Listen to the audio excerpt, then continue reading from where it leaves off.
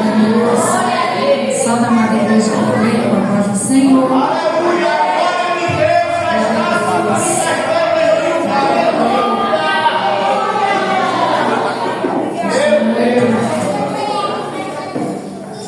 Marcos, capítulo 14. Passagem bem conhecida.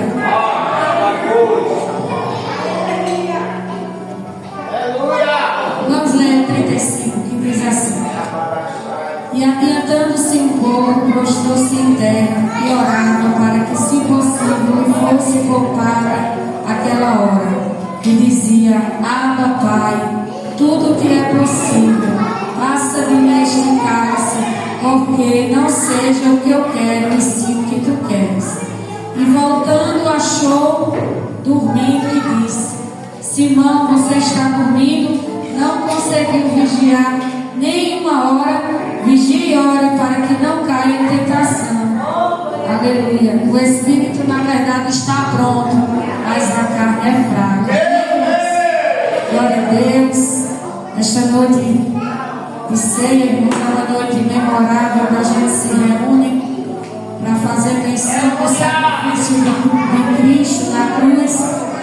E nessa passagem a gente vê que Jesus, aleluia, ele está enfrentando um dos momentos mais difíceis do seu ministério, que foi o Getsemane, o lugar onde Jesus foi prensado, né? Porque Getsemane quer dizer prensa.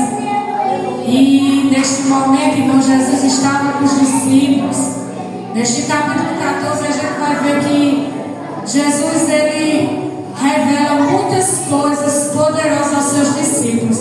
Porém, os discípulos, eles ainda parecem estar desapercebidos as coisas que iriam acontecer a Cristo. E aqui Jesus, ele enfrenta, irmãos, o abandono, porque quando vieram prender Jesus, os discípulos fugiram com medo. Jesus, ele enfrenta a traição de Judas, aquele que se assentava à mesa com Jesus e comia com ele. Jesus aqui, ele enfrentou a angústia do qual ninguém nos podia explicar. Era uma angústia profunda, a ponto de Jesus pedir ajuda aos discípulos para ir orar junto com ele e vigiar junto com Jesus. Então a gente vê, irmãos, que Jesus, ele vai provar de algo que ninguém nunca jamais provou. Jesus vai beber do cálice amargo, onde até o Pai, aleluia, virou as costas para não ver o sofrimento do seu filho. E ele diz: Pai, tudo te é possível, se possível for, passa de mim esse cálice, mas se não, seja feita a tua vontade. Aleluia! Aleluias!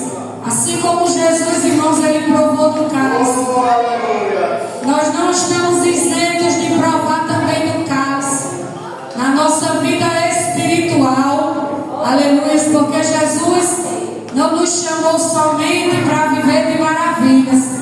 Nós também enfrentamos os Getsêmanes da nossa vida e muitas das vezes sentimos não o que Jesus sentiu, mas parecido com aquilo que Jesus sentiu. Nos sentimos abandonados, traídos, sentimos angustiados, mas o que Jesus deixou claro aqui para a vida dos discípulos é que em momentos difíceis, em momentos de angústia, o que nos resta, irmãos, é a gente orar. É a gente, aleluias, vigiar e orar para que a gente não caia em tentação, em querer abandonar, aleluia, a nossa chamada aqui nessa terra. Louvado seja Deus, Jesus estava orando porque ele sabia tudo o que ele ia enfrentar.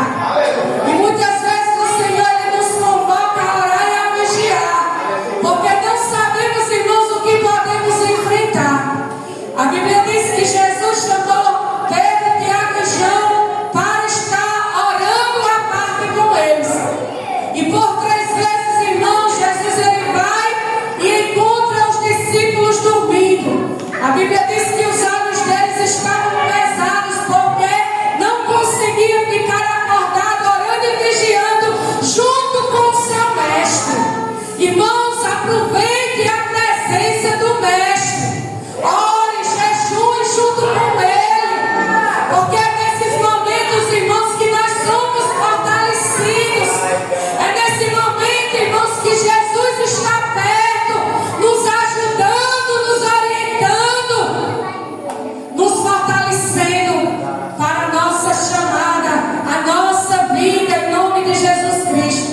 Se os discípulos estivessem, irmãos, naquele momento orando e vigiando com Jesus intensamente, da maneira que Jesus esperava, talvez os discípulos não tinham fugido na primeira oportunidade.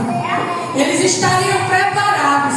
Mas quando, irmãos, eles viram a multidão, quando eles viram a pressão, irmão, religiosa, política e das pessoas querendo matar Jesus, eles também fugiram da responsabilidade de discípulo. Deixa eu dizer uma coisa a você, irmão.